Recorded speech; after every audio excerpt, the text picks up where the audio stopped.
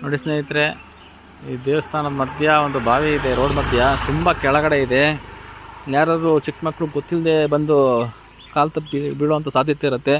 ಇದಕ್ಕೆ ಇಲ್ಲಿ ಏನು ವ್ಯವಸ್ಥೆ ಕೂಡ ಮಾಡಿಲ್ಲ ನೋಡಿ. ತುಂಬ ಕಷ್ಟ ಆಗುತ್ತೆ. ಇದಕ್ಕೆ ಒಂದೇನಾದ್ರು ಚಪ್ಪಡಿ ಕಲ್ಲೇನಾದ್ರು ವ್ಯವಸ್ಥೆ ಹಾಕಬೇಕು ನೋಡಿ. ಹೈಟು ಇಲ್ಲ, ತುಂಬ ಕೆಳಗಡೆ ಇದೆ ನೋಡಿ. ಇದು ಯಾವ ರೋಡ್ ಸರ್ ಇದು? ಸಾವಂದರ್ಗ. ಹಾಂ, ಸಾವಂದರ್ಗ ಮಂಚಿನ ಮೇಲೆ ಮತ್ತೆ ಸಾವಂದರ್ಗ ಹೋಗು.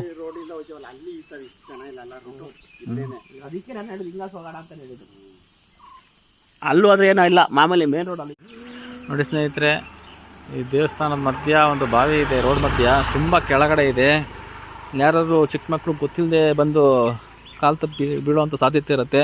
ಇದಕ್ಕೆ ಇಲ್ಲಿ ಏನು ವ್ಯವಸ್ಥೆ ಕೂಡ ಮಾಡಿಲ್ಲ ನೋಡಿ. ತುಂಬ ಕಷ್ಟ ಆಗುತ್ತೆ. ಇದಕ್ಕೆ ಒಂದೇನಾದ್ರು ಚಪ್ಪಡಿ ಕಲ್ಲೇನಾದ್ರು ವ್ಯವಸ್ಥೆ ಹಾಕಬೇಕು ನೋಡಿ. ಹೈಟು ಇಲ್ಲ, ತುಂಬ ಕೆಳಗಡೆ ಇದೆ ನೋಡಿ. ಇದು ಯಾವ ರೋಡ್ ಸರ್ ಇದು? ಸಾವಂದರ್ಗ.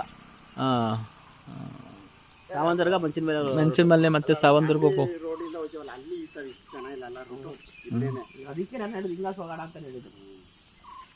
ಅಲ್ಲೂ ಆದರೆ ಏನೋ ಇಲ್ಲ, ಮಾಮೂಲಿ ಮೇನ್ ರೋಡಲ್ಲಿ.